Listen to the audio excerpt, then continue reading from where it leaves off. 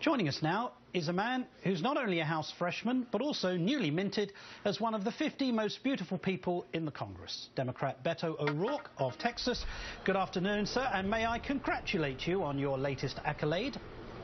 It's a dubious distinction, but I appreciate that. Well, thank you. Not at all.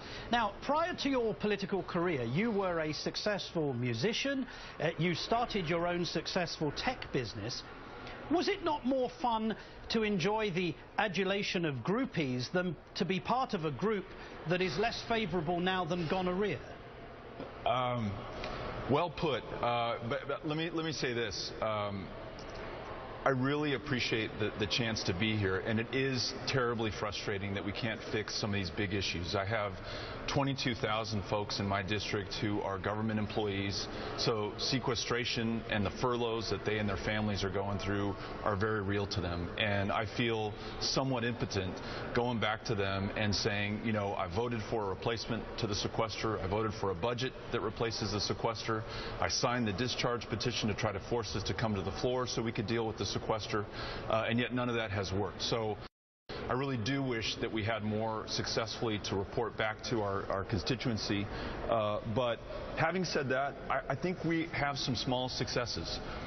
We filed a bill that was made into law this year that restored tuition assistance for our active duty military. We're working on many different bills right now to help our veterans with faster filing for their claims and making sure that they're taken care of. So we have some small successes. I fully accept that there have been some tiny successes. But frankly, it has been a debacle. You are one of about 75 freshmen in the 113th Congress. Did you walk in thinking, well, surely it couldn't be less productive than last year? I mean, presumably you must have come in with enthusiasm and believing you could do something for the nation, only to find that you're now part of what will be historically the least productive. Well, I tell you what, from watching previous Congresses, my expectations were set pretty low.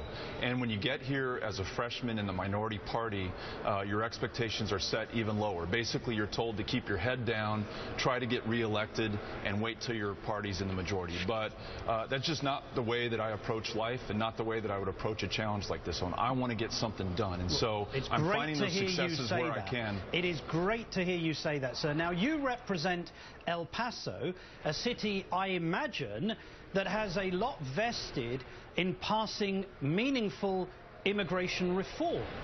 But given what you have experienced in your first moment in the House, do you anticipate that when you come back in September, anything will happen? I do, and I want to be part of that on behalf of the constituency that I represent. El Paso for decades has served as the Ellis Island for Mexico and much of Latin America. And we have such a positive story to tell the rest of the country.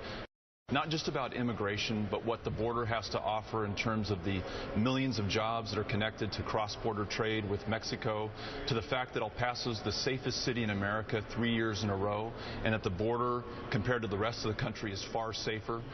So we hope that we can provide a role in changing the conversation away from securing the border, walling it up, militarizing it, doubling the size of the Border Patrol, to one where we celebrate those successes that the border contributes to, and one of those is the very positive picture of immigration in this country. And so I think our district and San Diego, Brownsville, others that can represent this positive dynamic of the border have a lot to offer to this conversation. And I've spoken with Republicans and Democrats alike who want to make this happen. So I believe there's still a chance to get it done. Congressman Beto O'Rourke, thank you, sir, and good luck in September.